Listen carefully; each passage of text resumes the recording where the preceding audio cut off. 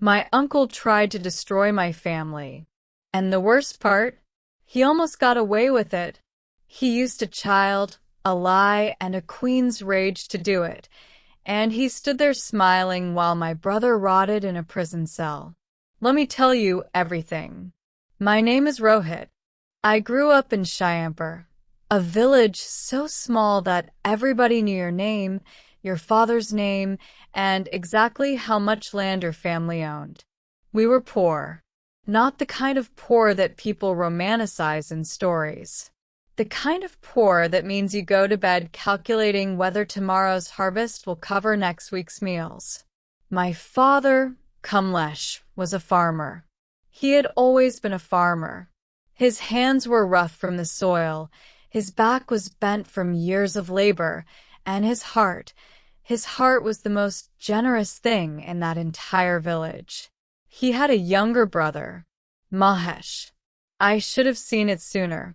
The signs were all there, buried under the surface of family dinners and polite conversations.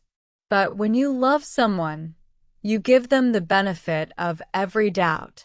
You explain away the coldness in their eyes. You tell yourself you're imagining things. You keep choosing trust long after trust has stopped being wise. That choice almost cost us everything. It started on an ordinary evening. A storm came in fast, the kind that turns the sky green and makes the air smell like iron. My father was still in the fields when it hit. My mother, Sarita, stood at the doorway watching the lightning split the sky, and I knew from the look on her face that she was afraid. She asked me to go look for him. I was already putting on my shoes before she finished the sentence. I found him on the path between the fields and home. He was lying in the mud, unconscious, the rain hammering down on him. A bull, a wild, rope-breaking animal that belonged to a neighbor, had charged out of nowhere and hit him full force. My father had taken the blow and gone down like a tree. I carried him home on my back. Every step felt like carrying the whole weight of what our family depended on. The village doctor came. He examined my father in the dim lamplight and told us what we already feared, a broken rib, maybe two. He needed complete rest. No lifting, no heavy work, no fields. My father looked at the ceiling for a long time after the doctor left. Then he looked at me. "The fields can't wait," he said. "I know," I said. "I'll go." He tried to argue. My whole life, he had kept me away from farming, not because he was ashamed of it, but because he had spent every waking hour of his life in those fields so that I would not have to. He wanted something different for me, something easier, something that didn't take a man's body apart piece by piece before he turned 50. But there was no one else. My younger brother Gola was too small. My mother couldn't do it alone. And so the next morning, I packed a lunch, tied my shoes, and went to work my father's land for the first time in my life. Before I left, my father called me back. "Tell your Uncle Mahesh I want to see him," he said. I found my uncle on the road. I gave him the message. He nodded, and I watched something pass across his face, a flicker of something I couldn't name then. I was young. I thought it was concern for his older brother. I was wrong. What Mahesh was thinking, what I only discovered much later, was this. He had been the one who let that bull loose. He had untied the animal himself, in the confusion of the storm, when nobody was watching. He had known that bull was dangerous. He had used it deliberately, calculated as a weapon, hoping the chaos of the storm would cover his tracks. And it had worked. Nobody saw him. Nobody suspected him. The neighbor apologized for his animal. My mother forgave, without question. And my uncle walked into our house that evening wearing the face of a grieving, worried brother. I will never fully recover from that knowledge, that the man who sat at our table and held my father's hand was the same man who had tried to have him trampled to death. But the story gets worse before it gets better. My father told Mahesh about the gold coins. This is the part that breaks my heart the most, not because of what happened next, but because of why my father did it. He was lying there with broken ribs, worried about his family, and he decided that the time had finally come to share a secret he had been carrying alone for 9 years. Years before, when I was still a child, my father had saved the life of the royal princess's favorite peacock. The bird had wandered into a dangerous place, and my father had risked himself without a second thought. The way he did everything, quietly, without asking for recognition. The princess had refused to eat until her bird was returned safely. The king, moved by my father's courage and loyalty, had rewarded him with a box of gold coins. Old coins. Heavy coins. The kind that could change a poor family's life entirely. My father had buried that box in his own field. He had told no one. He was waiting for the right moment, waiting until his sons were old enough to use the money wisely. He had protected that secret for almost a decade, carrying it alone the way strong men carry their hope, silently, in the dark, for someone else's future. He told Mahesh that day. He trusted his brother with the location. He asked him to go dig it up. Mahesh went to the field with a shovel and a hungry heart. He dug up the box. He held those gold coins in his hands and felt the full weight of everything he had been denied his entire life. Wealth, respect, the feeling of winning. And then he looked up and saw me coming toward him across the field. He made his decision in seconds. He pressed the box into my hands. "Hold this," he said, his voice perfectly calm. "Walk slowly. I'll catch up." I didn't know what was in the box. He hadn't told me. I held it the way you hold something a trusted elder gives you, without question, without suspicion, like a fool, like a son who still believed the world was basically honest. Then Mahesh ran ahead and stopped the queen's carriage. The queen, Maharani Naina, was traveling through the village with her escort. My uncle planted himself in front of her horses like a man with righteous fire in his chest. He told her he had seen a boy, a teenager, counting gold coins from a box marked with the royal seal. He told her the boy had stolen from the palace. He told her it was me. The soldiers came for me before I understood what was happening. I looked down at the box in my hands. I didn't even know what was inside it. One soldier pried it open and tipped it over, and gold coins scattered across the ground in the afternoon light, glittering like something from a dream, except I felt nothing like wonder. I felt the ground disappear beneath my feet. "I didn't steal this," I said. "My uncle gave it to me. I don't even know what." Nobody listened. The queen had already decided. She ordered me bound to the back of a horse and dragged through the village as punishment. I screamed that I was innocent.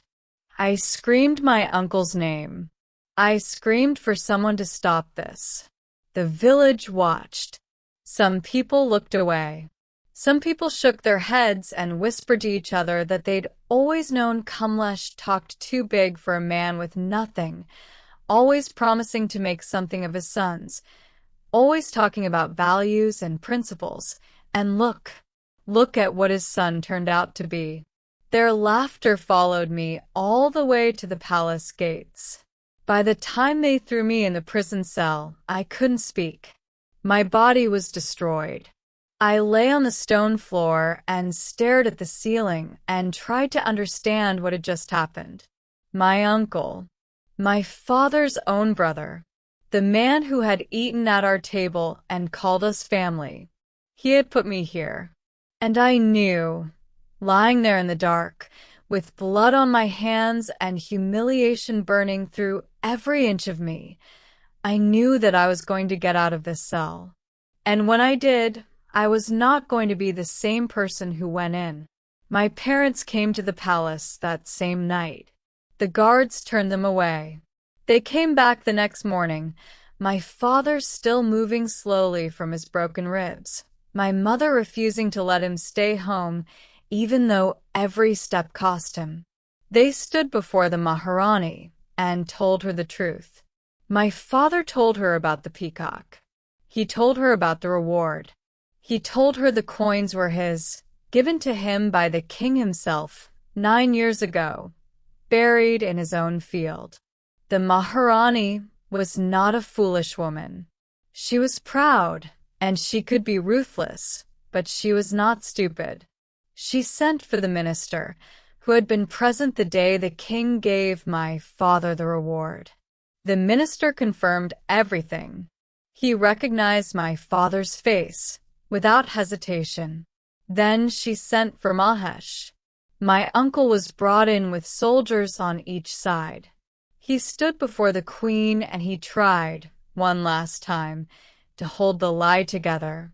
But there is a particular moment when a liar realizes the walls have closed in, when every exit they thought existed has been sealed. I saw that moment on my uncle's face. His eyes moved from the minister to my father to the queen, and they found nothing. No escape. No version of this that ended in his favor. He collapsed. He wept. He confessed everything. The greed, the lie, the accusation he had manufactured from nothing. He didn't confess about the bowl. Not then. But the rest of it came pouring out like water from a broken vessel.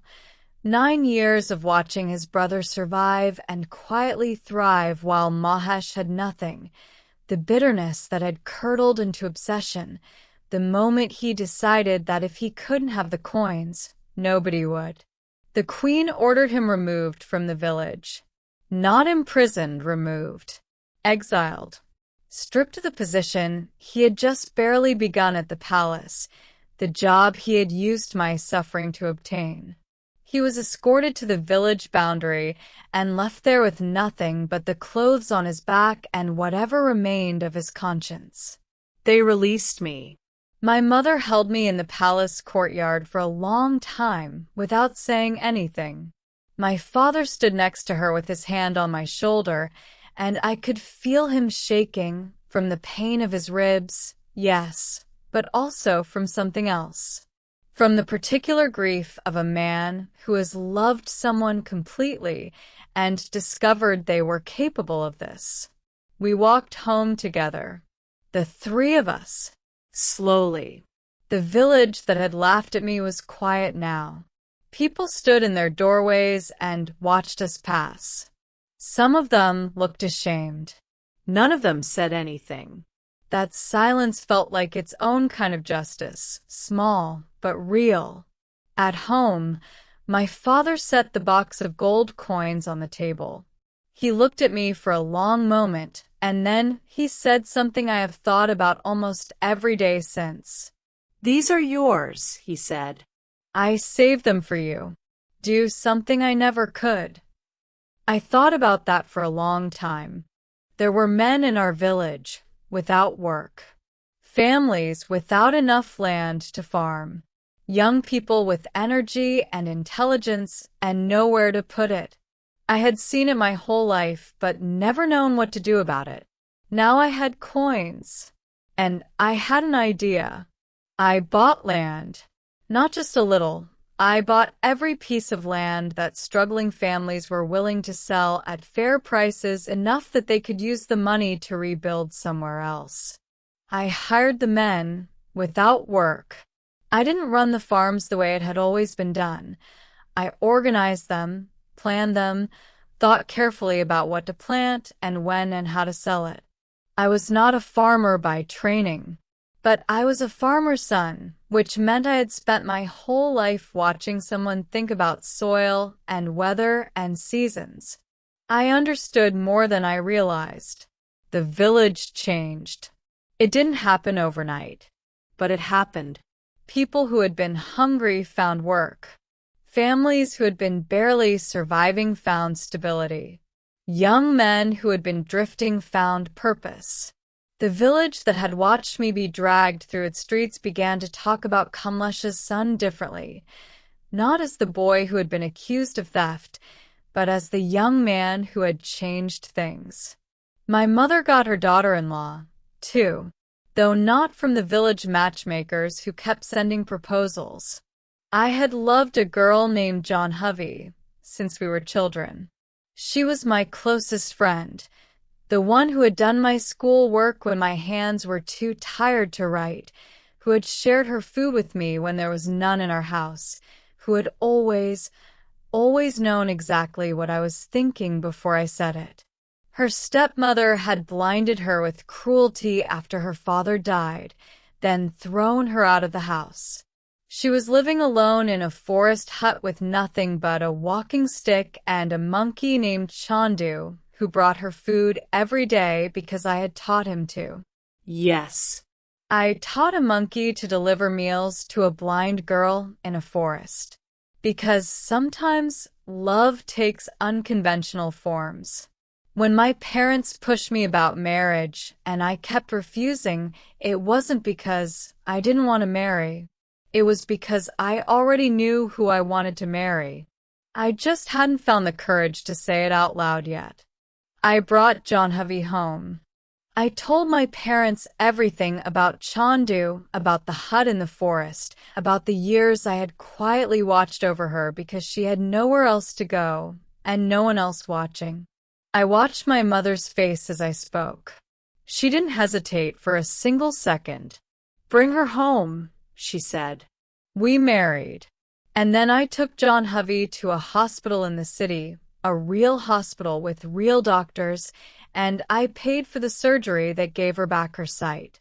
I sat outside the operating room for 6 hours and didn't move.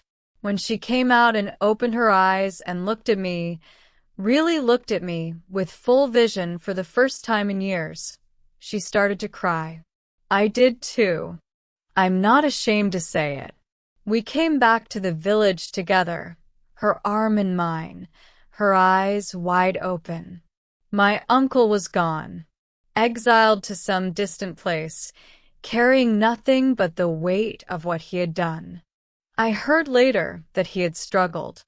I heard later that he had been humbled in ways that are hard to describe.